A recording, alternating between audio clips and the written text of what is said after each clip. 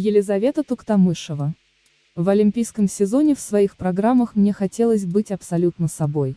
Чемпионка мира и Европы 2015, серебряный призер чемпионата мира 2021 Елизавета Туктамышева рассказала о заключительном этапе Гран-при в Сочи, важности отбора в финал серии, контенте своих программ и какие программы, на ее взгляд, можно назвать олимпийскими. Лиза, можешь проанализировать свое выступление на Гран-при в Сочи? Я довольна, как все прошло. После окончания соревнований эмоции были положительные, и это самое главное, потому что я знала, что будет непросто. У меня было не так много времени, чтобы восстановиться после болезни, и я готовила себя к этому.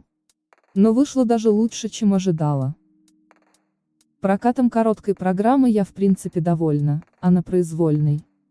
Уже вечером я понимала, что мои ноги не очень хотят сегодня кататься. Знала, что будет тяжко.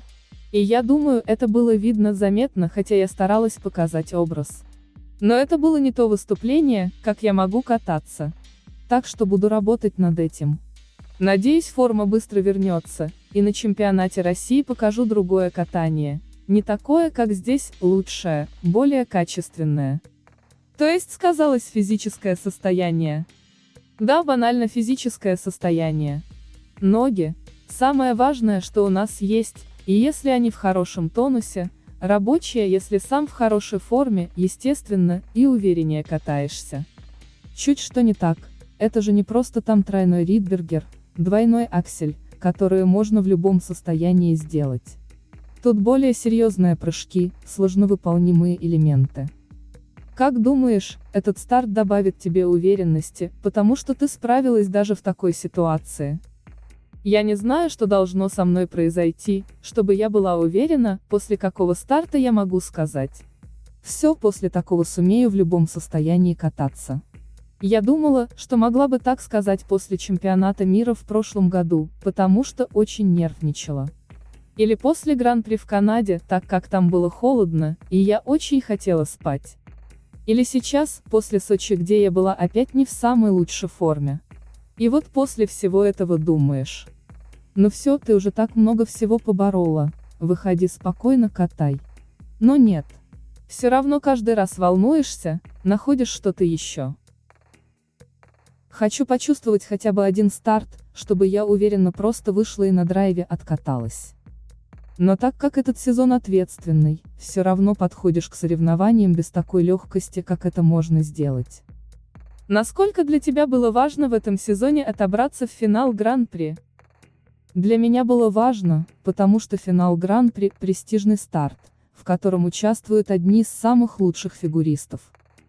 И в олимпийский сезон отобраться в финал – хорошая заявка, чтобы побороться за место в олимпийской сборной. Пройти в финал – этот как шажочек вперед. За время выступлений у тебя были запоминающиеся интересные программы. Но в этом сезоне вы с тренерами и постановщиками, можно сказать, попали в точку. Могла бы ты назвать эти программы олимпийскими? Я с таким расчетом и брала вот эти музыкальные композиции, которые я прекрасно чувствую, и где совершенно разные образы. В олимпийском сезоне в своих программах мне хотелось быть абсолютно собой. Если честно, я не знаю, что такое олимпийская программа. У некоторых спортсменов в начале сезона некоторые программы вообще не нравятся публике. Но когда спортсмены становятся чемпионами, то их программы сразу называют олимпийскими. Мне кажется, когда выходишь на олимпийский лед и катаешь чисто, на разрыв аорты, то вот этот кураж может передаваться зрителям, и программа звучит сильнее, становится сильной программой. Мне кажется, дело даже не в музыке, а в спортсмене, чтобы он подал свою программу как олимпийскую. Я вот это говорю, представляю, и у меня даже мурашки забегали. Ты говорила, что сама выбрала музыку для программ этого сезона? Нет. У меня в характере нет такого, чтобы я четко понимала, какая конкретно музыка нужна. У меня есть идея, и мне нужно, чтобы мне предложили варианты, и тогда я пойму, что надо выбрать. С Ильей Авербухом короткая программа, Oblivion, все было просто. Я сказала, что хочу, и он прислал 3 музыкальных варианта. Мы остановились на одном из них. Алексей Николаевич сразу согласился, потому что это было мое. И когда начали ставить, я еще больше почувствовала музыку, потому что на льду с движениями все глубже воспринимается. А в произвольной я тоже Никите Михайлову объяснила, что мне нужно. Но когда он прислал много вариантов на рассмотрение, то у меня была небольшая каша в голове, где что как. А вот когда он все скомпоновал, я послушала и подумала, просто огонь. То, что я хотела, то и получилось. Прошло почти полгода, как я катаю эту программу, и мне не надоедает то, что я делаю. А как ты формулировала постановщикам свои идеи, чтобы они подобрали музыку? Илье я сказала: хочу женственный глубокий образ, и если вокал будет на французском языке, вообще замечательно. У меня в голове была идея, что это должна быть такая серьезная женская зрелая музыка, и я видела ее на французском языке. И когда Илья отправил мне то, что нашел, я ответила: это именно то, что хочу. А Никите просто обрисовала: восточная тема, хочу кайфовать и танцевать, поэтому найди темповую классную музыку.